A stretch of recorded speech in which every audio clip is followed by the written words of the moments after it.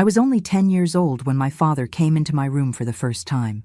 That night, something inside me died, and it didn't come back to life until many years later when I met my Matthew. Good morning, friends. This is Gertrude Williams, 73 years young, speaking to you from my little home in Shelbyville, Kentucky. The ceiling fan is running at full blast because this heat won't let up. But thank the Lord, today I have peace in my heart. It wasn't always this way. Today I'm going to share a story I've kept locked away for more than 60 years. A story of pain, of unspeakable cruelty, but also of liberation. Before I begin this difficult journey, I'd like to ask a small favor from my heart. Please subscribe to Grandparents' Tales, give this video a thumbs up, and tell me in the comments which corner of America you're watching from and what was the most difficult moment in your life that you managed to overcome. This helps me continue sharing my stories and perhaps help other women who might be going through what I experienced. Life isn't easy, but together we grow stronger, don't we? I was born in 1951 in a small wooden shack in rural Kentucky. My mother, God rest her soul, was a fragile woman with tuberculosis. She spent more time bedridden than on her feet. My father, Peter, worked in the fields, growing corn and tobacco. He was respected in the community, attended church every Sunday, carried his Bible under his arm. A God-fearing man, the neighbors would say. If only they knew the truth. We were 4 siblings. I was the oldest, followed by 2 boys, and finally my baby sister. From a young age, I took on grown-up responsibilities. With my mother ill, I was the one who kept house, cooked meals, washed clothes at the creek, and looked after my younger siblings. I barely had time to be a child. I remember my father always looked at me differently. A look that made my stomach turn cold, a fear I couldn't explain. When I turned 10, I understood why. It was a night of heavy rain, the kind that makes the wooden roof leak everywhere. My mother had been taken to town. She had a high fever. My brothers were sleeping together on a straw mat on the floor. I had a separate little corner, a small space divided by a chintz curtain my mother had sewn. I woke to the sound of the curtain opening. It was my father, smelling of moonshine. I thought he was coming to ask me to heat up some food, as he sometimes did when he came home late. But that wasn't it. Stay quiet, Gertrude. You're almost a woman now. What happened that night, and on so many nights afterward, I can't describe in words. The pain, the shame, the disgust, the fear, all mixed together in a dark pit inside my chest. Each time he left my room, I would curl up in a corner, hug my knees and cry silently so as not to wake my brothers. I tried to tell my mother once, when she had a good day, and managed to get out of bed. "Mom, Dad is doing things to me." She slapped me across the face before I could even finish. "Never repeat such a thing. Do you want to kill me with grief? Do you want everyone to know that Peter's daughter is a liar who makes up stories about her own father?" I never tried again. I learned to live in that hell day after day, year after year. I became a quiet girl who kept her eyes down. At school, when I still went, I kept to the corner, didn't play with the other children. Inside me, there was just a great emptiness. When I turned 14, my mother passed away. Tuberculosis finally took what little strength she had left. At the funeral, while everyone cried, I felt a different kind of despair. My mother, even sick, even not believing me, was a presence that somehow limited my father. With her gone, what would become of me? It was worse than I could have imagined. Without my mother to serve as a witness, my father became bolder, more cruel. Now it wasn't just at night, in secret. It was whenever he felt like it. And if I resisted, my younger siblings would pay the price. "If it's not you, it'll be your little sister," he would say. And I, to protect that 5-year-old child, submitted to the horror. I started thinking about running away. But where to? I had no close relatives, no money, no one I could trust. The people in the country admired my father, thought he was a poor widower raising 4 children alone. The school teacher once asked why I missed so many classes, why I was always sad. I tried to give her signals, to tell her things weren't right at home. She spoke to my father, who explained that I was rebellious, ungrateful, that I made up stories because of my mother's death. The teacher never looked at me the same way again. The years passed like this, in this daily martyrdom. At 16, I seriously thought about killing myself. I even got a rope, went to the old oak tree behind the house. But when I already had the knot made, I heard my little sister crying out for me. I couldn't abandon her. Who would protect her if I wasn't there anymore? It was around this time that I met Matthew. He had come from the big city, Louisville, to work on the construction of the road that would connect our community to the neighboring county. He was a handsome young man, strong, with an easy smile, about 10 years older than me. We crossed paths at the market when I was selling cornbread to help with household expenses. "Miss, that cornbread looks mighty fine.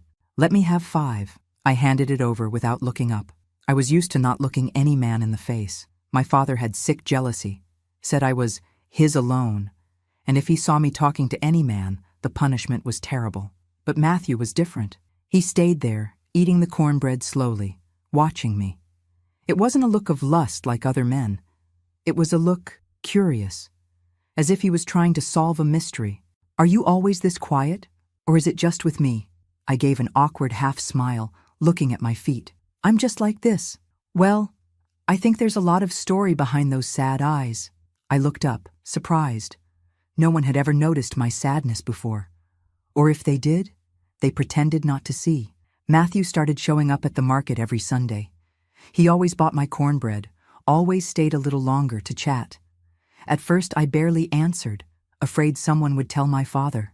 But gradually, I opened up. He told me about the big city, about the places he had seen, about his dreams of one day having his own mechanic's shop.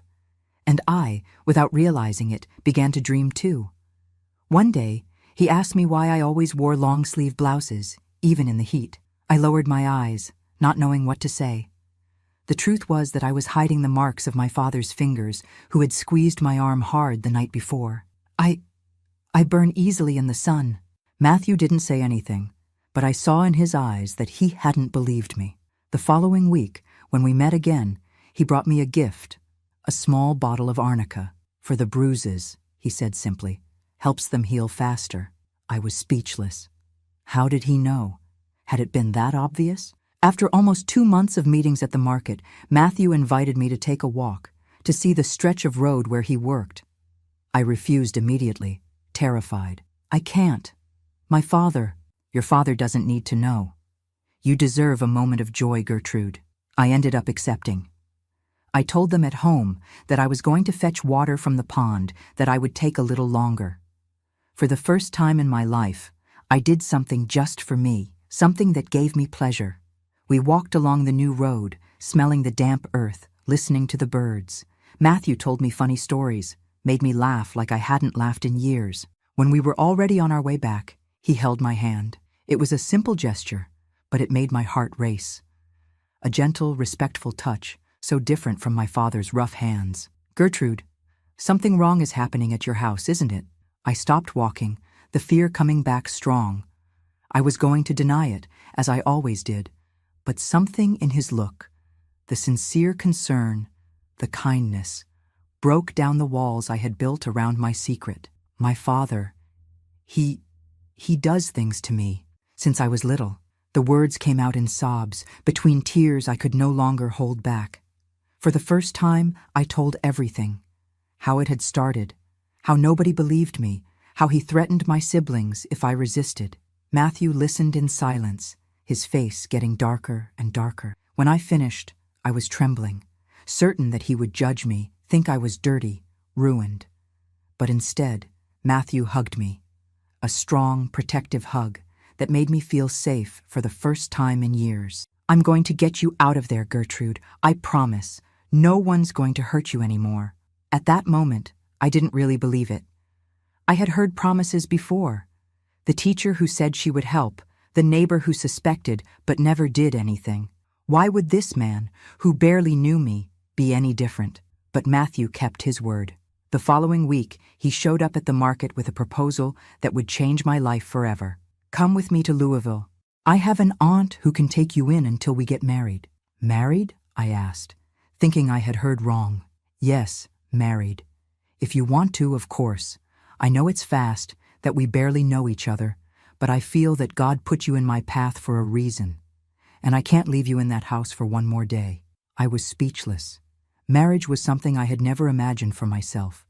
I always thought I was too damaged, too dirty for any man to want me as a wife. And there was this good man, offering not only escape from hell, but a chance at a new life. But there was a problem he didn't understand. I can't leave my siblings, especially my sister. If I go, my father might do to her what he does to me. Matthew thought for a moment. How old are your siblings? The boys are 12 and 10. The little one is 7. And do they know what your father does? I shook my head, ashamed. I think the boys suspect. Sometimes they look at me in a way as if they're apologizing for not being able to help me. The little one doesn't understand anything, thank God. Matthew took a deep breath. There's room for everyone at my aunt's house. If we can get you all out of there together, will you come with me? My heart almost jumped out of my mouth. It was more than I had ever dreamed. Not just me escaping, but taking my siblings, keeping them safe too. But how? My father will never allow it. He'll come after us. He'll kill us. Leave that to me. I'll think of a way. For 2 weeks, we planned everything in secret. Matthew spoke with his aunt in Louisville, arranged money for the bus tickets, even got documents for the boys to be able to enroll in the city school. The plan was to escape in the early morning, when my father would be too drunk to notice until dawn. But fate had other plans. 3 days before the planned escape, my father caught me talking to Matthew on the way to the pond. I had gone to fetch water and found him on purpose to settle the last details. We didn't see my father approaching, hidden among the trees. I only realized when I heard the shout, "Whore! Is this how you thank me for everything I've done for you?" I froze. Matthew stood in front of me, instinctively protecting me. "You must be Gertrude's father." "Pleasure. I'm Matthew. I have serious intentions with your daughter." My father spat on the ground. "Serious intentions? With her? You don't know what you're taking home, boy. A filthy pig, that's what." His words were sharp knives. Even after years of abuse, it still hurt to hear the contempt in my own father's voice. Matthew remained calm, though I could see the anger growing in his eyes. "Mr. Peter, I've come to ask for your daughter's hand in marriage. I have a job, I have a place to live, I can give her a dignified life." My father let out a laugh that froze my blood. "Marriage? She's not fit to be anyone's wife. She's already spoiled since she was 10 years old. And do you know by whom? By me." The world seemed to stop. There he was, confessing out loud what he had done to me for years, without a drop of remorse. The shame that I had carried alone was now exposed, in front of the man who, against all odds, had fallen in love with me. I expected to see disgust, disappointment on Matthew's face. Instead, I saw pure fury. Before I could blink, he lunged at my father. What followed was quick and confusing. Punches, shouts, the sound of bodies rolling on the ground. My father was strong, hardened by farm work, but Matthew was younger, driven by a righteous anger that seemed to multiply his strength. When it was over, my father was lying down, his face bloodied, breathing with difficulty. Matthew was standing, his knuckles scraped, but with a firm look. "Get your siblings now. We're leaving today." I ran to the house, my heart pounding in my throat. I quickly explained to my brothers that we needed to leave, that it was our chance for a better life. The boys understood immediately, helped gather what little we had. My little sister thought it was an adventure, laughed while I hurriedly dressed her. We left through the back door with nothing but the clothes on our backs and a cloth sack with a few changes of clothes. Matthew was waiting for us on the road, in a wagon borrowed from a friend. We all got on, looking back one last time at the house that had been our prison for so many years. We caught the first bus to Louisville the next morning. During the entire trip, I held Matthew's hand, still not believing that this was real, that I was finally free. My siblings looked out the window, amazed at the new landscapes, with the promise of a life without fear. Matthew's aunt welcomed us with open arms. She was a widowed lady, with white hair and a sweet smile, who lived alone in a simple but comfortable house in the Butchertown neighborhood. She looked at us, 4 scared children with worn clothes, and didn't ask a single question. She just showed us the rooms, served a hot soup, and said we could stay as long as necessary. That's how my new life began. 2 weeks after arriving in Louisville, Matthew and I got married in a simple ceremony at the courthouse. There was no white dress, no party, no guests except his aunt and my siblings. But there was love, there was hope, and most importantly, there was safety. Matthew got a job in a mechanic's shop, as he dreamed. I took care of the house and my siblings, who started attending school. Gradually, I began to heal. The physical wounds healed quickly, but those of the soul, those took much longer. In the first weeks, I would wake up screaming in the middle of the night, thinking I was back in that dark room, with my father coming through the chintz curtain. Matthew would hold me, calm me down, patiently wait for the terror to pass. He never forced me into anything, never demanded the wifely duties that other women complained about from their husbands. He waited for me to be ready, to learn that touch can be gentle, that love doesn't have to hurt. A year after our escape, we received the news that my father had died. He drank so much that he fell into a ravine on his way back from the store, broke his neck. I felt nothing, neither relief, nor sadness, nor anger. It was as if he had already died for me the day we crossed the county line towards our freedom. With Matthew, I discovered a love I never thought I deserved. A patient, respectful love that didn't demand, didn't hurt, didn't humiliate. A love that taught me that I had value, that my body was my own, that I deserved to be happy.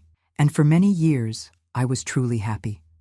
We had 3 beautiful children, raised with love and respect. My siblings grew up, studied, built their own lives. The shadow of my father became increasingly distant, like a nightmare that, with time, loses its clarity.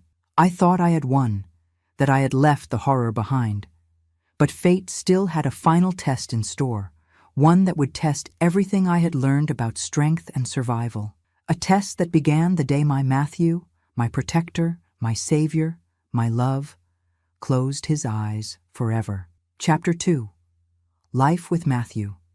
The 32 years I lived alongside my Matthew were the best of my life. He was a man of few words, but many actions. He never needed to shout to be respected or raise his hand to show who was in charge. His calm gaze, his strong presence already said everything. By his side, I finally learned what peace was. Our life in Louisville wasn't luxurious, but we never lacked the essentials. We first lived in a rented room at the back of his aunt's house, then managed to buy a small plot of land in Butchertown and built our house little by little. One room here, another there, as money allowed. Matthew worked during the day at the mechanic's shop, and at night did odd jobs fixing refrigerators, televisions, whatever came up. I took care of the house, of my siblings who were growing up, and later of our own children. Our first son, John, was born in 1972, 2 years after we fled from the country. I confess that childbirth was one of the most difficult moments for me. The memories of my father came back strongly, the fear of being touched, of feeling pain. But the midwife, Mrs. Zephyr, seemed to understand without me having to explain. She was patient, respectful, explaining each step to me, asking permission before examining me. And when I finally held my boy in my arms, something healed inside me. It was as if that baby had washed away part of the dirt I felt in my soul. "Look, Matthew, he has your eyes," I said, crying, when my husband came into the room to meet his son. Matthew cried too, without any shame. A man who cries with emotion has a big heart, my friends. Then came Margaret in 1975 and Joseph in 1980. 3 healthy, intelligent children, raised with love and respect. I always made a point of listening to what they had to say, of respecting their spaces, their bodies. Matthew was a present father, playful, firm when needed, but never, ever violent. Not even a small tap, not even a pinch. "Those who hit to educate only teach the child to solve problems with violence," he would say. My siblings also prospered. The boys finished their studies, got good jobs, married, gave me nephews and nieces. My little sister, the one I was most afraid to leave behind, became a teacher. She was the first person in the family to step into a university. When I saw her receiving her diploma, in cap and gown and everything, I thought to myself, it was worth it. Everything was worth it. Time passed, and life gradually improved. Matthew managed to open his own repair shop in 1985.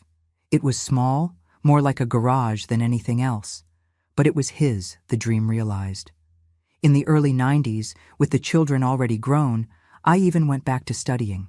I completed high school, then took an industrial sewing course. I started working in a clothing factory, proud to also bring money home, to have my independence. Our children grew up, studied more than we did. John became a nurse. Margaret studied education. Joseph specialized in mechanics like his father. Before I knew it, we were marrying off our children. We were grandparents. Matthew aged as he lived, with dignity, without losing his strength or his kindness. At 60, he still worked at the shop every day, now alongside Joseph. The white hair and wrinkles only made him more handsome in my eyes. Each line on his face told a story of struggle, of overcoming, of love. I think what marked me most in my life with Matthew was the security. Not just the physical security, of knowing that no one would hurt me while he was around, but the security of being truly loved, without conditions, without demands. The security of being able to be who I was, with my scars, my fears, my failures. The security of knowing that, even on the bad days, when the memories came back and I woke up screaming, he would be there, patient, calming me down, reminding me that the past could no longer hurt me. And the main thing, the security of knowing that my father would never approach me again. Because Matthew had made it very clear, on the day we fled, that if Peter ever tried to find us, he wouldn't leave the encounter alive. It wasn't an empty threat. It was a promise made by a man who rarely promised anything. But when he did, he fulfilled it to the end. I think my father understood the message, because we never heard from him again until we learned of his death. We didn't even go to the funeral. What for? To cry for the man who destroyed my childhood? Better to let the dead bury their dead. The truth is that after so many years beside Matthew, I had almost managed to forget who my father was, what he had done to me. The memories still came in occasional nightmares, but they no longer had the same power over me. I was healed, or at least that's what I thought. It was in March of 2004 that everything changed. Matthew was 74, I was 53. We were planning a little party for our 34th wedding anniversary. Nothing grand, just the family gathered in the backyard, a barbecue, music, grandchildren running all around. Matthew still worked at the shop, although fewer hours, more supervising than getting his hands greasy. That Tuesday, he left early as always, gave me a kiss on the forehead, said he'd be back for lunch. I still remember his smell, a mix of aftershave lotion and coffee. He was happy because he had gotten a rare part for an old car he was restoring as a hobby. "Today I'm going to get that old Ford purring woman," he said excitedly. Noon, 1 o'clock, 2 o'clock, Matthew didn't return. I started to get worried. He never was late without letting me know.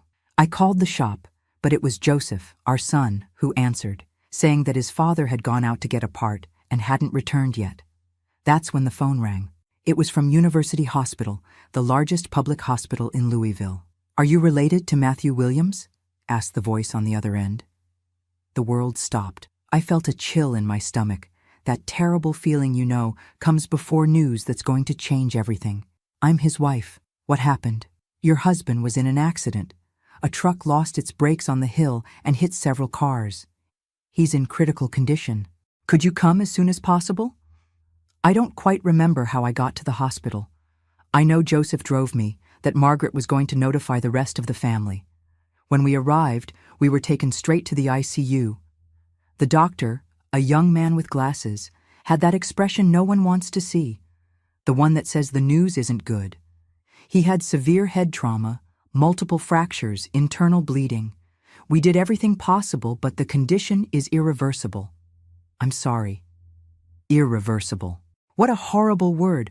What a cruel sentence. How can something be irreversible? All our lives we run after fixing things, improving, doing over when it doesn't work out. And suddenly a doctor comes and says, there's no fixing it, that it's over, that my Matthew, my safe harbor, my love, is leaving and there's nothing I can do. I entered the ICU like someone entering a nightmare. My Matthew was there, full of tubes, machines beeping, his face swollen, unrecognizable. I took his hand, still warm.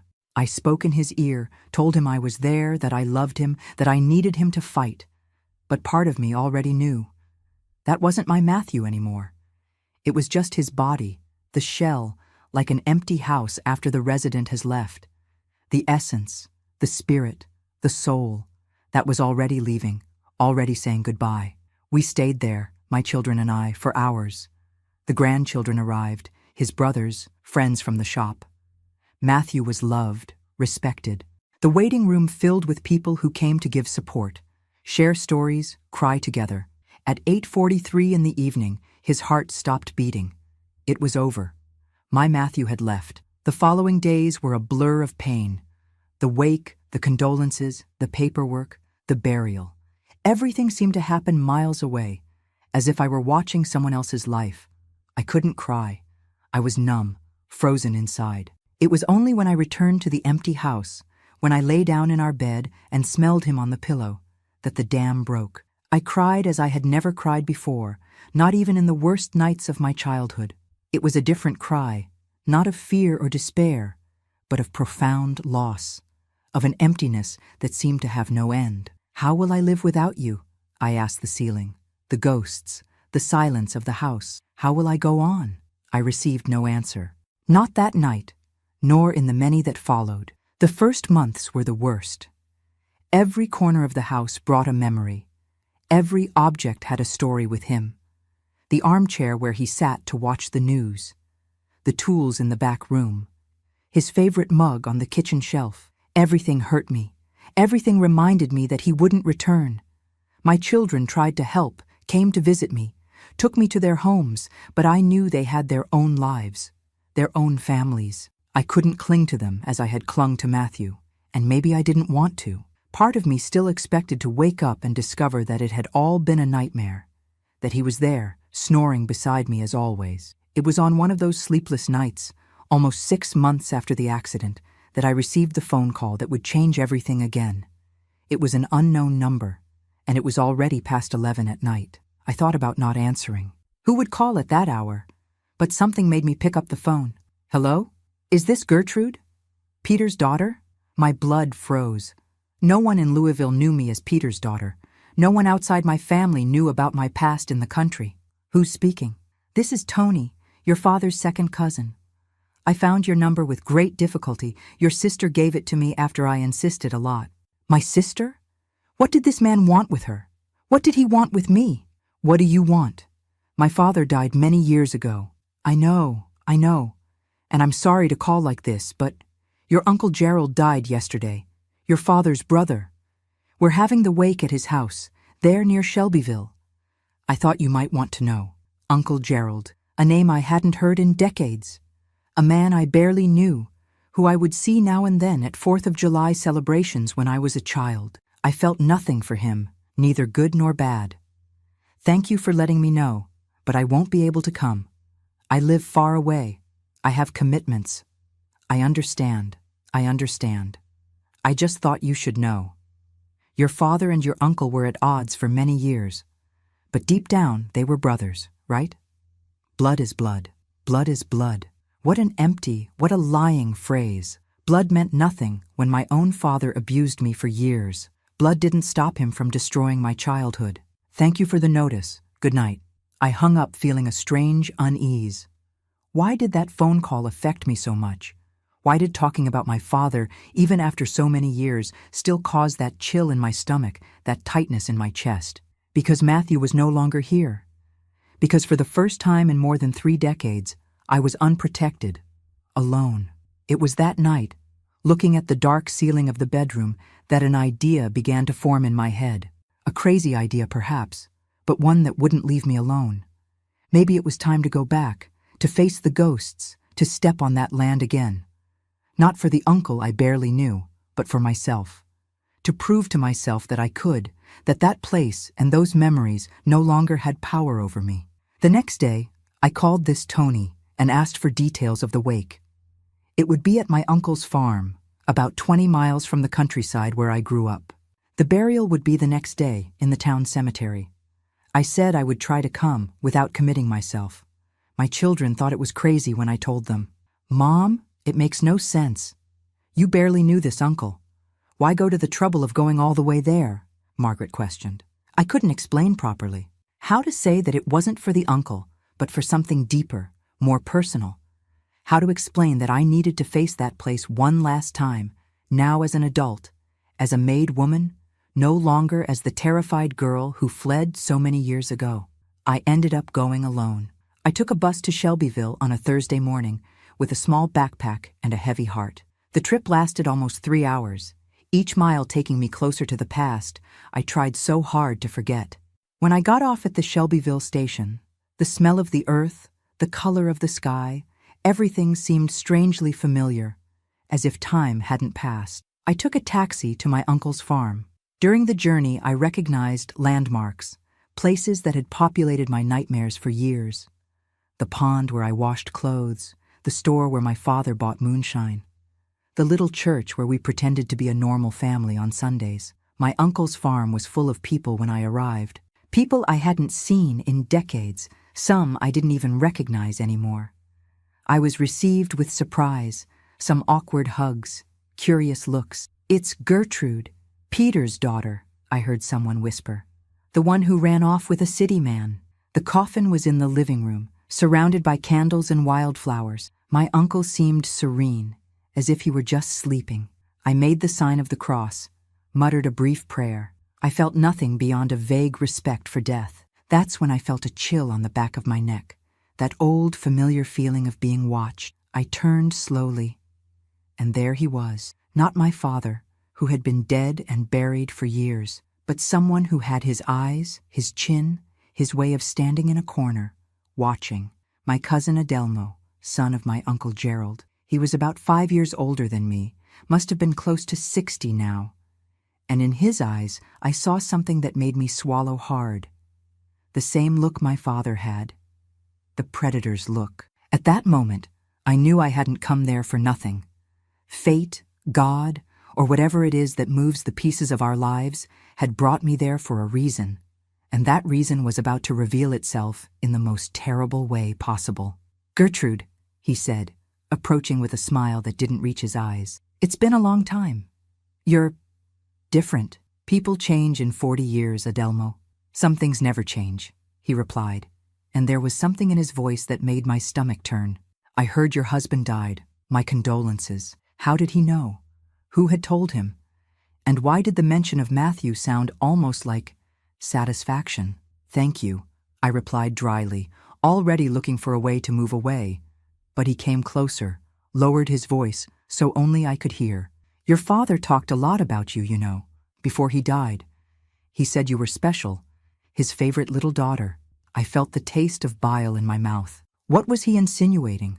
What had my father told him? "I don't know what you're talking about, and if you'll excuse me, I need to pay my respects to your mother." I tried to move away, but he held my arm. Not hard enough to hurt, but enough to keep me there. His face was too close. His breath smelled of coffee and cigarettes. "He told me everything, Gertrude. Everything you two did. How good you were to him." At that moment, the world seemed to slow down. The voices around became muffled, distant. There was only Adelmo's face, his poisonous words, and the horrible understanding of what he was saying. My father had not only abused me, he had boasted about it, had shared that horror as if telling a hunting story. "He was a monster," I managed to say, my voice trembling. "And so are you, for talking about it as if it were normal." Adelmo smiled, that smile that didn't reach his eyes. "Normal or not, now your protector is gone. And no one will defend you if I decide I want what my uncle had." The threat was clear, raw, repulsive, and something inside me, that terrified girl I once was, wanted to shrink, run away, hide. But there was another part now, a part forged by years alongside Matthew, years building strength, self-love, dignity. "Take your hand off me," I said quietly, through my teeth. "Now." He laughed, squeezing my arm more. "Or what? Will you scream? Make a scene at my father's wake? No one will believe you. They never believed before. Why would they believe now?" That's when I did something I never imagined I was capable of. I looked directly into his eyes, without fear, without hesitation, and said, "Because I'm not that scared little girl anymore. I'm a woman who raised 3 strong children, who has grandchildren, who built a life despite what your uncle did. And if you don't take your hand off me right now, I'm going to break each one of your fingers, and then I'm going to tell everyone in this room exactly what kind of man you are." Something in my tone, in the firmness of my voice, must have convinced Adelmo that I was serious. He let go of my arm, took a step back. "You're crazy." "No, Adelmo. I'm saner than ever." I turned my back and walked to the exit, feeling his gaze following me. I didn't say goodbye to anyone, didn't look back. I took the first taxi that passed on the road and asked to be taken back to the station. I didn't attend my uncle's burial. I didn't visit my father's grave. I no longer needed that closure that I thought I was seeking. The real closure had happened there, in that room, when I faced not only Adelmo, but all the ghosts of my past. On the bus back to Louisville, I cried. Not out of fear or sadness, but out of relief, of liberation. Matthew might have left, but what he gave me, security, love, strength, remained inside me. I wasn't alone. I would never really be alone again. What I didn't know, what I couldn't imagine, is that my confrontation with Adelmo was just the beginning, that the real test of my strength was yet to come, in the most unlikely place, at the most sacred moment, beside the coffin of the man I loved most in life. Chapter 3. The Final Test. 2 months after that encounter with Adelmo, my Matthew would have turned 75. I decided to have a small celebration even without him present. I called the children, the grandchildren, prepared that cornbread he liked so much. A way to keep his memory alive, to show the younger ones that Grandpa Matthew, even though he was no longer among us, was still part of the family. It was during this simple celebration that I began to feel a strange pain in my chest. At first I thought it was just emotion, the longing squeezing my heart. After all, it was the first time we sang Happy Birthday without him there. But the pain didn't pass. It increased, radiating to my left arm, leaving me breathless. "Mom, are you okay?" I remember Margaret asking, her face already blurry in my vision. I couldn't answer. My knees gave way, the world darkened, and I only found out later that I had had a severe heart attack. The same heart that endured so many years of suffering, that learned to love despite the scars, almost stopped for good that day. I woke up in the ICU of University Hospital, surrounded by machines and my worried family. The doctors explained that I would need a delicate surgery. The arteries were clogged, the heart too weak to properly pump blood. "You were lucky," said the cardiologist, adjusting his glasses on his young face. "If you hadn't been with your family when it happened, we might not have been able to help you in time." Lucky. Really? Or was it Matthew somehow, still taking care of me from the other side? The surgery was scheduled for 2 weeks later. Enough time for me to stabilize, for the doctors to do all the necessary tests. I stayed in the hospital, monitored day and night. My children took turns keeping me company. My grandchildren came to visit during allowed hours, bringing drawings, little letters, small gifts to cheer up Grandma. I felt fear, of course. At 53, with a serious heart problem, the odds weren't the best. But on the other hand, I felt a strange peace. If my time had come, if it was time to join my Matthew, I would go peacefully. I had lived a full life, had raised wonderful children, had known true love. How many people can say the same? The surgery took place on a rainy Tuesday in September. I remember the sound of the drops hitting the window of the room while the nurse prepared me, shaving my chest, putting on the hospital gown, checking my vitals one last time. "Everything's going to be fine, Mrs. Williams," she said with that forced cheerfulness that only nurses can have at 5 in the morning. "You're strong. You'll get through this quickly." I nodded, trying to believe. I kissed each of my children before being taken to the operating room. "Whatever happens," I whispered to John, the oldest, "know that I was very happy with you." I don't remember much of the surgery itself. The anesthesia took me to a dark and peaceful place, without dreams, without fears. When I woke up, I was already in recovery, my body heavy, my throat scratchy because of the tube they had put in, a dull pain in my chest where they had opened to reach the heart. Recovery was slow, difficult. I spent 2 weeks in the hospital, then another month of almost absolute rest at home. Margaret temporarily moved in to take care of me, help with bathing, medicines, food.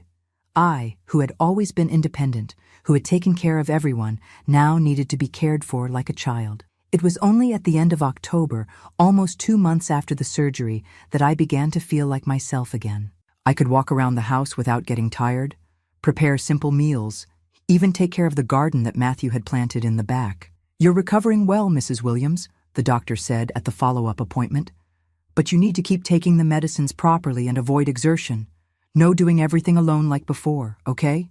I agreed, although I knew it would be difficult. I was never one to stay still, to depend on others. But I had learned the hard way that life is fragile, that our time here is limited. I needed to take good care of this mended heart if I wanted to see my grandchildren grow up. It was around this time, when I was almost recovered, that I received an unexpected call. It was a Thursday night. I was watching television alone when the phone rang. "Hello?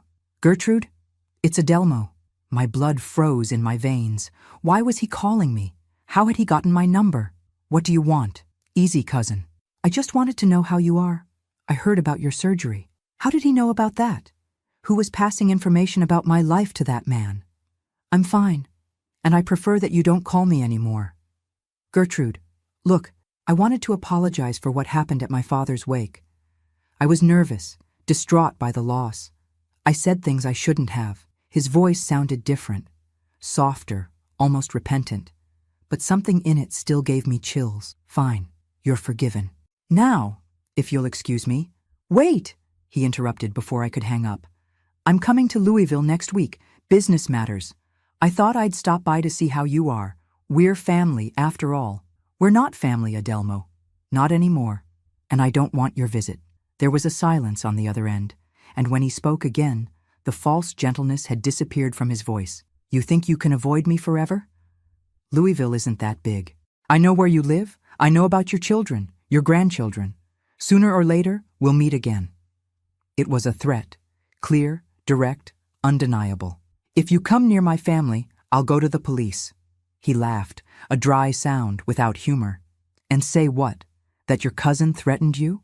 With what evidence? Don't be naive, Gertrude. You know how these things work." I hung up the phone with trembling hands. The recently operated heart was beating too fast in my chest, causing a sharp pain. I breathed deeply, trying to calm down. He was bluffing, trying to scare me. I couldn't let him have that power over me. But in the following days, the paranoia grew. I began to see Adelmo's car on every corner, his face in every man who passed on the sidewalk. I didn't tell my children. I didn't want to worry them. I didn't want to bring the horror of my past into their lives. They knew I had run away from home young, that my father was a bad man. But I never told them the details, never explained the true nature of that evil. A week after the call, John came to visit me with news that changed everything. "Mom, we need to talk," he said, sitting next to me on the couch. "It's about Dad." My heart tightened. Whenever we talked about Matthew, the pain of loss came back fresh, as if it had happened yesterday. "What about him, son?" We were organizing his documents, those old papers that Dad kept in the blue box, and we found something strange. He took a yellowed envelope from his pocket. Inside, a letter. The handwriting I would recognize anywhere. It was my father's. "This letter arrived for Dad about 3 months before he died," explained John. "But he never mentioned anything to you?" I shook my head, my throat suddenly dry. What could my father have written to him after so many years? With trembling hands, I took the letter from the envelope and began to read. It was short, just half a page, but each word was like a stab. "Matthew, you think you beat me, that you took my daughter, my property. But know that even in death, I will have the last word. Gertrude was always mine and always will be. What I planted inside her will never completely die. I'm old, sick. I don't have much time. But I have one last gift for you two. My nephew Adelmo. He knows everything. And when you're no longer there to protect her, he'll finish what I started. You may have won the battle, but the war is mine, Peter." The words danced before my eyes, their meaning slowly penetrating my consciousness. It wasn't a coincidence that Adelmo showed up at his father's wake. It wasn't chance that he knew about Matthew's death, about my surgery. It was a plan, a monstrous plan traced by my father before dying. A revenge from beyond the grave. Mom? What does this mean? What's this story? I looked at my son, his face marked by concern. How to explain? How to tell him the horrors I lived through, that now threatened to return and contaminate the life we had built? It's a very old story, son, I managed to say. Your father saved me from a terrible situation when I was young. My father never forgave us for that. I didn't go into details. I couldn't. But John was intelligent, sensitive. He must have understood at least part of what I didn't say. This Adelmo, is he dangerous? Has he contacted you? I hesitated. I wanted to protect my son, not involve him in this filth, but I also knew that hiding the truth now could put my whole family at risk. He called me last week, said he was coming to Louisville, that he wanted to visit me. John became serious, his jaw tense in a way that reminded me of Matthew. You're not going to meet this man alone. I'm going to talk to Joseph and Margaret. We're going to take care of this. The determination in his voice brought me a strange feeling. Pride mixed with fear. My children wanted to protect me, as Matthew had done for so many years. But this wasn't their role. This fight was mine. No, son, you don't understand. This is something I need to resolve alone. Mom, for God's sake, you just came out of heart surgery. You're in no condition to face anything alone now. I knew he was right. I was weak, vulnerable. Exactly how Adelmo wanted me. In the following days, my children set up a kind of guard around me. They never left me alone. They installed a new security system in the house, changed the locks, hired a young man to keep an eye on the street during the night. It was like living in a fortress, but deep down, I knew I couldn't live like this forever. I couldn't let fear imprison me again, let the threats of the past dictate my future. At some point, I would have to face Adelmo, look into the eyes of the evil my father had planted, and say, enough. This opportunity came sooner than I expected, and in a way I could never have predicted. It was a Monday, early December. I was better, already able to do almost everything on my own, although I still tired easily. John had taken me to the doctor for routine exams and then left me at home, promising to return later with his wife and boys for dinner. I had been alone for less than an hour when the doorbell rang. I looked through the peephole, expecting to see a neighbor or delivery person, but it was a man in a suit with a grim face. Who is it? I asked, without opening. Louisville Police, Mrs. Williams. We need to speak with you. I opened the door with my heart racing. The man showed a badge, which I examined carefully before letting him in. What happened, officer? Do you know Matthew Williams? He asked, although I was sure he already knew the answer. He was my husband. He passed away in March of this year. The officer nodded, his face grave. And where were you today between 8 and 10 in the morning? At the hospital, having tests. My son John was with me. May I ask what this is all about? He sighed, taking a small notepad from his pocket. There was an incident at the cemetery where your husband is buried. Someone vandalized the tomb and, well, there was a fight. A man is dead. The world seemed to spin around me. I had to sit down, my legs suddenly too weak to support me. Dead? Who? And what does this have to do with me? His name was Adelmo Pereira. According to witnesses, he was vandalizing your husband's tomb when he was approached by the caretaker. There was a struggle, and Adelmo fell, hit his head on a headstone, died instantly. Adelmo, dead. The words made no sense in my head. How was this possible? Just today, when I wasn't at home, when he could have taken the opportunity to look for me? And then I understood. He hadn't gone to the cemetery to vandalize Matthew's tomb. He had gone to meet me there. Somehow, he knew that I visited the tomb every Monday. It was my ritual, my moment of connection with my husband. But today, because of the exams, I couldn't go. Did you know the deceased? Asked the officer, observing my reaction. I hesitated. What should I say? That he was my cousin? That he had threatened me? That he was part of a sick plan architected by my father from beyond the grave? He was a distant relative.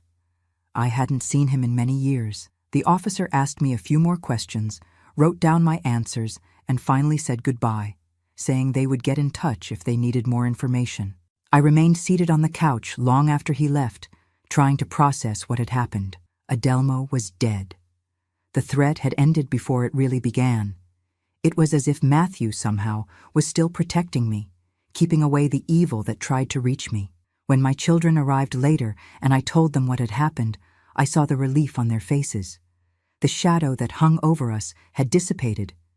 We were safe again. That night, I dreamed of Matthew. He was young again, like when we met, smiling in that calm way that always calmed me down. In the dream, he just took my hand, kissed my forehead, and said, "Everything's fine now, my love. Everything's fine." I woke up with tears in my eyes, but they were tears of relief, of gratitude. I knew that the nightmare had really ended, that the cycle of violence that began when I was only 10 years old was finally broken. But what I didn't know, what I couldn't imagine, is that the real test of my strength was yet to come. Because 3 days after Adelmo's death, I received another unexpected visit, a visit that would bring to light even more painful truths and would make me question everything I believed I knew about my past, about my father, and about the very nature of evil. Chapter 4. Closure. 3 days after Adelmo's death, I was still trying to process everything that had happened. My children insisted that I not stay alone, but I needed a bit of space, of silence to organize my thoughts. I convinced Margaret to go to work, assuring her that I would be fine for a few hours. The house was quiet that Thursday morning.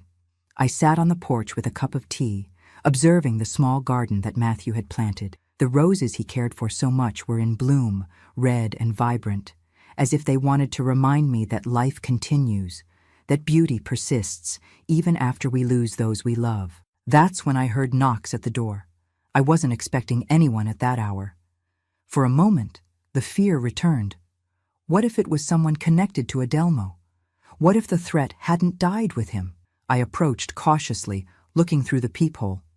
It was an elderly woman, bent by the years, supported by a cane. I didn't recognize her immediately, but something about her seemed familiar. "Who is it?" I asked, my hand hesitant on the lock. "Mrs. Williams? It's me, Zephyr, sister of your Uncle Gerald." Aunt Zephyr. I barely remembered her. A quiet lady who rarely left the farm, who always seemed frightened of everything and everyone. What would she be doing in Louisville at my door? I opened carefully, still suspicious. She seemed even smaller than I remembered, fragile as a bird, her completely white hair forming a bun on top of her head, her face wrinkled like crumpled paper. "Aunt Zephyr? What are you doing here? Can I come in, my child? The trip was long, my legs aren't what they used to be." I made way, watching as she dragged herself inside, her steps small and hesitant. I helped her sit on the couch, offered water, coffee, something to eat.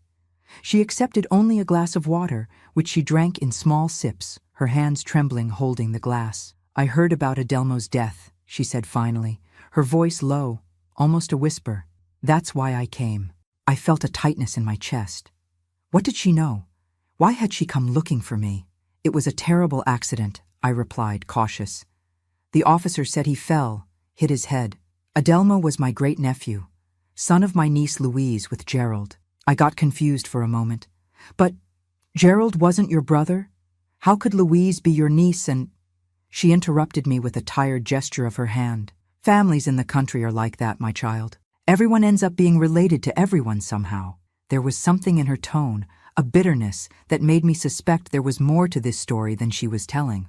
"Aunt Zephyr, forgive my frankness, but why did you come here?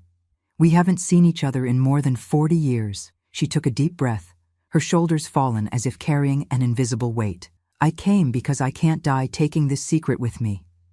I came because you deserve to know the truth about your father, about Peter." My heart raced. After so many years, I thought I already knew everything I needed about my father. That he was a monster, a predator who destroyed my childhood. What other truth could there be? "My father died a long time ago, Aunt.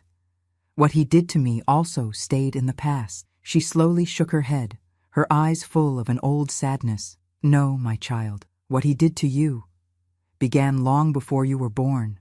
It's a story of evil that passes from generation to generation, like a disease." I sat down, suddenly weak. Something in her voice, in the intensity of her gaze, told me that what I was about to hear would forever change the way I understood my own story. "Your father, Peter, was the son of my older brother Juvenal, she began, her voice gaining strength as the story unfolded.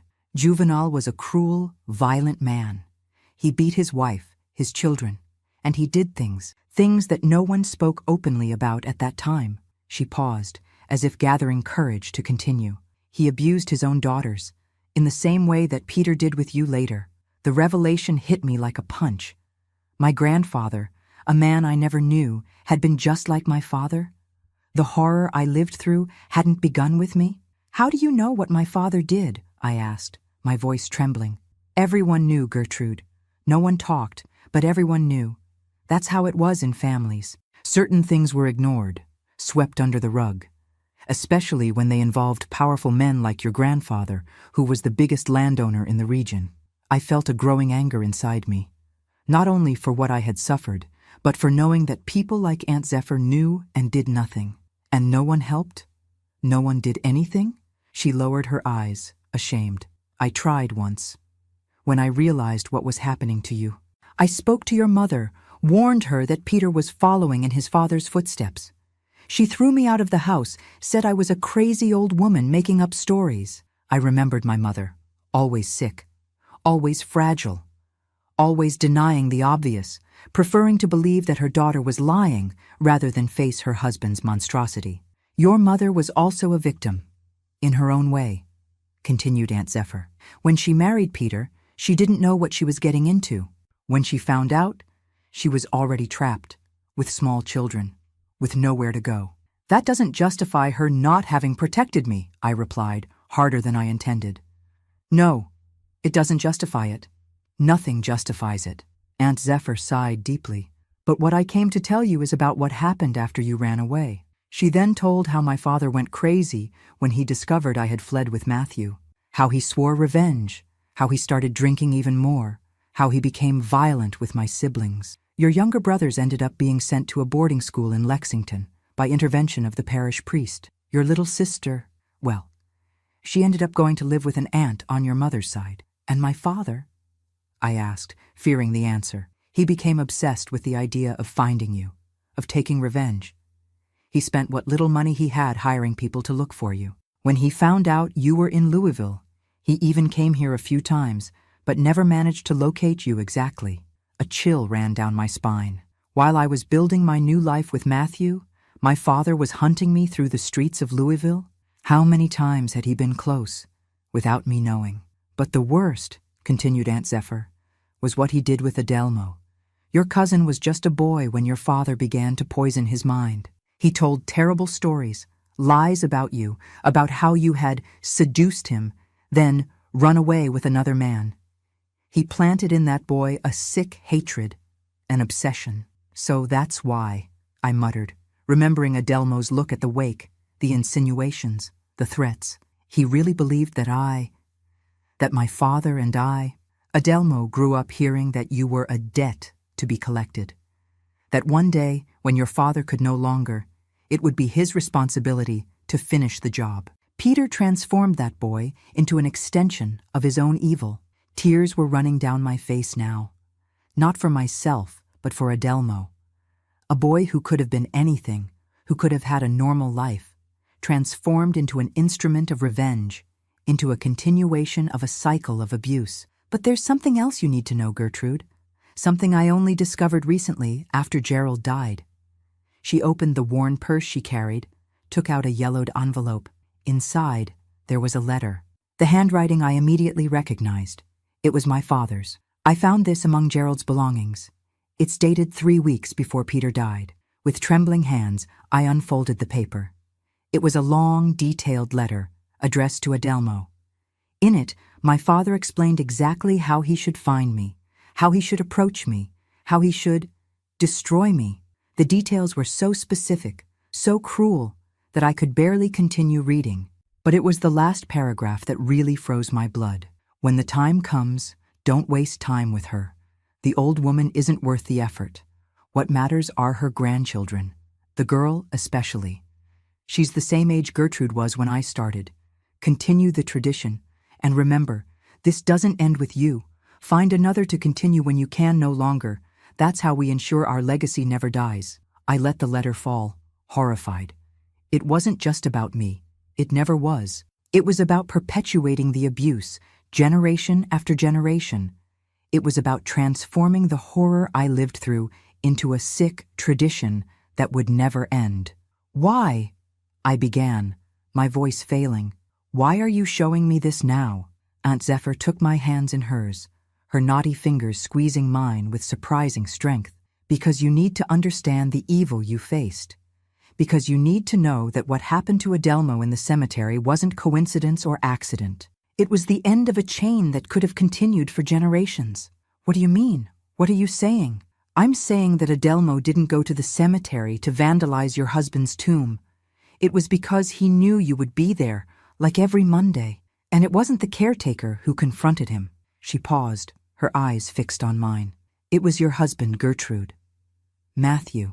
For a moment, I thought I hadn't heard right, or that Aunt Zephyr was senile, confused. "Aunt, my husband died 9 months ago." "Yes, but your oldest son didn't. John, isn't it? He looks a lot like his father, has the same height, the same build, from a distance wearing the hat your husband always wore." Understanding hit me like lightning. John. My son knew about the threats, had read my father's letter. He had understood the danger that Adelmo represented not just for me, but for the whole family, for his own daughters. "He was there, Gertrude, waiting for Adelmo, dressed like your father.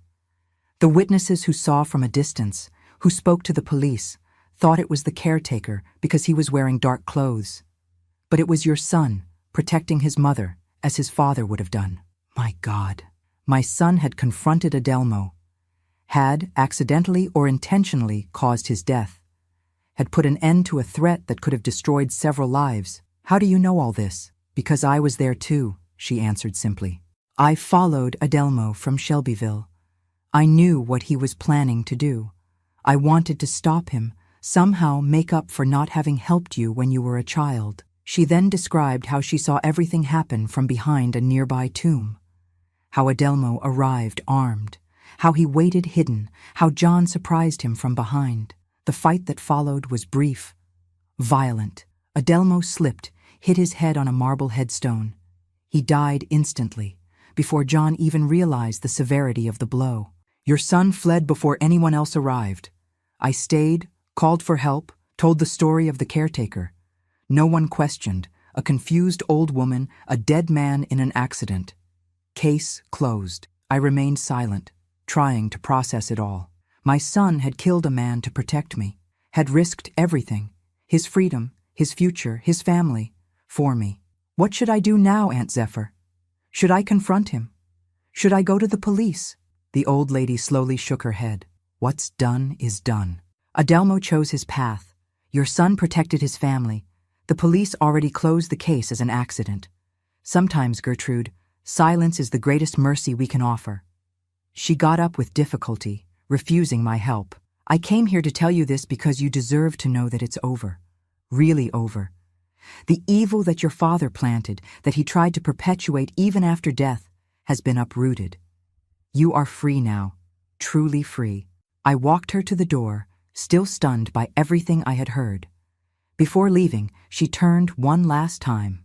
"One last thing, Gertrude. Your siblings, they're well. The boys have their own families now. Your sister is a school principal in Lexington. They never knew what you went through, what your father did. Maybe it's time to reconnect, to heal that part of your story too." After she left, I sat on the porch again, looking at Matthew's roses. The world seemed different now, as if a weight I didn't even know I was carrying had been removed from my shoulders. My son arrived at the end of the afternoon, as always, to check if I was okay. I looked at him with new eyes, not just my boy, my firstborn, but a man who had done the unthinkable to protect his family. I saw in him the same determined look as Matthew, the same silent strength, the same unshakable sense of justice. I didn't mention Adelmo, nor the cemetery, nor Aunt Zephyr's visit. Instead, I asked him to sit beside me on the couch, as we used to do when he was small, and I read stories to him before bed. "Son, I think it's time for you to meet your uncles, my siblings, those who were left behind when I ran away with your father." He seemed surprised but didn't question.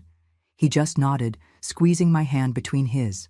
Large, strong hands, calloused from work, like his father's. Whatever you want, Mom. I'm here to support you. At that moment, I understood the true meaning of a broken cycle. My father had tried to create a lineage of abuse, of pain, of control.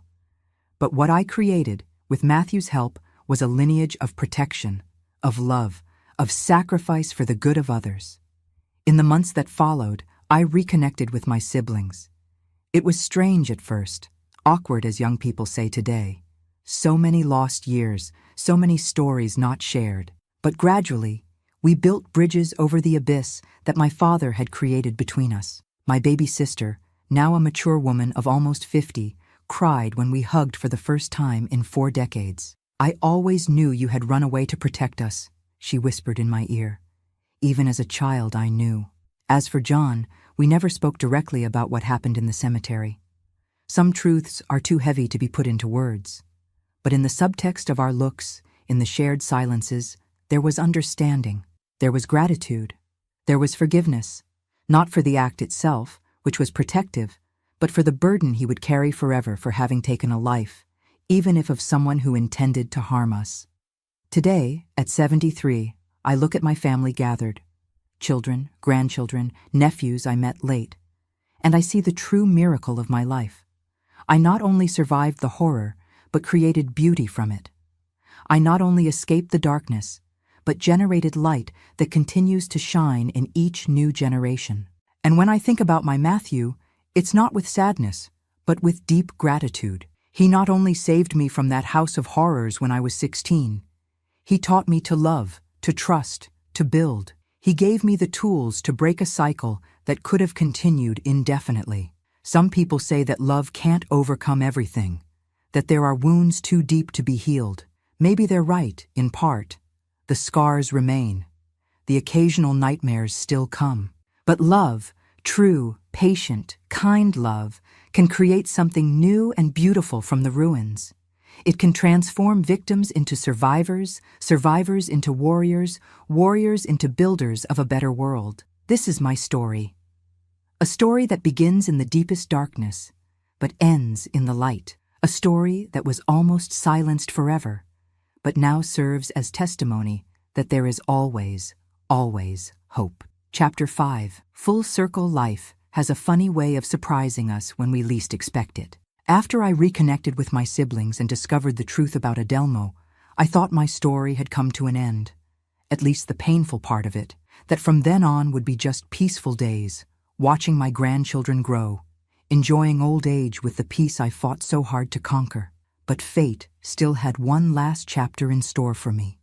A chapter that began on a March afternoon in 2005, exactly 1 year after Matthew's death. I had gone to the cemetery, as I did every Monday, to bring fresh flowers to his grave. It was no longer a visit of mourning, but almost a conversation with an old friend. I would tell the news of the week, the progress of the grandchildren, the small joys of everyday life. On that particular day, I had brought roses from our garden, which continued to bloom as if Matthew was still there to tend them. That's when I noticed a woman standing a few yards away, watching me. She was young, probably in her early 30s, thin, dark hair tied in a simple ponytail. There was something familiar about her, something I couldn't immediately identify. When I finished my prayers and turned to leave, she approached. She walked hesitantly, like someone who isn't sure whether to continue or not. "Mrs. Williams?" she asked, her voice trembling. I nodded, cautious. After everything I had been through, I learned to be careful with strangers who knew my name. "My name is Claire. Claire Pereira." The last name made my heart race. Pereira. The same last name as Adelmo. "Are you related to Adelmo?" I asked, already instinctively looking for an escape route. She lowered her eyes, as if the name caused shame. "He was my father." I felt the blood freeze in my veins. Adelmo's daughter, right there, in front of me. Had he poisoned her mind too? Was she there to continue what her father couldn't finish? "What do you want from me?" I asked, harsher than I intended. "I came to ask forgiveness," she replied, raising tear-filled eyes to meet mine, "for what my father did, for what he planned to do." I remained silent, confused. This wasn't what I expected to hear. I knew, she continued, her voice breaking. I knew about his plans, his obsessions. I tried to stop him, but he wouldn't listen to me. He said it was a matter of honor, of family debt. Looking at that young woman, I saw what Adelmo could have been without my father's toxic influence. Someone normal, capable of distinguishing right from wrong, capable of empathy. How did you find me? I asked, still suspicious. After he died, I found notes, letters. Your address was there. I've spent months gathering the courage to come talk to you. I gestured to a nearby bench. We sat side by side, two women united by a terrible story that neither of us had chosen. Claire then told me her story, how she grew up hearing distorted stories about me, about how I had seduced and then abandoned my own father. How Adelmo cultivated an obsession that only grew worse with time. How she, as she grew up, began to question these stories, to notice the inconsistencies, to understand that there was something deeply wrong in her father's fixation. When he found out about your husband's death, something changed in him, she said, wringing her hands in her lap. It was like he'd received a sign, a permission. He started planning, talking about settling scores. I tried to argue, tried to show that it made no sense, that so much time had passed, but he wouldn't listen to anyone. I felt a mix of emotions as she spoke. Pity for her, for growing up with a father like that. Anger at Adelmo, for not having been able to break the cycle as I had done. And a strange relief, realizing that his daughter had rejected the hatred, had chosen another path. On the day he died, continued Claire, I knew where he was going. I tried to stop him, threatened to call the police. He locked me in the house, took away the car keys. When I managed to get out and reach the cemetery, it was already too late. She paused, taking a deep breath as if gathering courage. I saw what happened, Mrs. Williams. I saw your son there. I saw the fight. I saw when my father fell. I tensed immediately. Was this a veiled threat? Did she know it hadn't been an accident? That it hadn't been the caretaker? I'm not here to cause problems, she added quickly, noticing my fear. On the contrary, I came to ensure that you know the secret is safe with me. Your son did what he needed to do to protect the family. My father chose his path. Tears were running down her face now, silent. More than that, I came to break this cycle once and for all. I have a young daughter, 5 years old. I don't want her to grow up with this hatred, with this obsession. I want her to be free from this horrible story.